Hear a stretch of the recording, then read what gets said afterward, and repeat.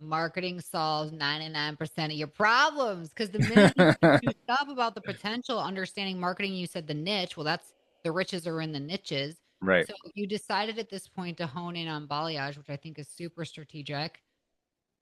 How did this go from you optimizing your own life as a balayage colorist and making six figures to then saying, huh, which is so like you now that I'm hearing your whole story, of make creating your own way, paving your own path.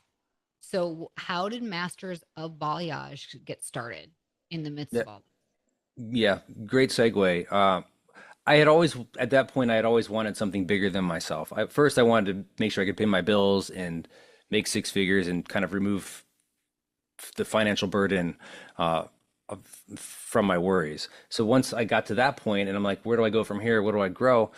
Ever since I went to my first hair show in the ISSE show in Long Beach in 2003 while I was in school, saw those guys on the stage and they're rock stars, especially the Chi booth, and they're just like hair blowing and they're chopping off hair and whatever. They're having a great time. And after having wanted to be an actor, like I wanted to be on stage, and I'm like, well, maybe that's my stage. Maybe being on a hair stage is my stage, and I'll just kind of play myself.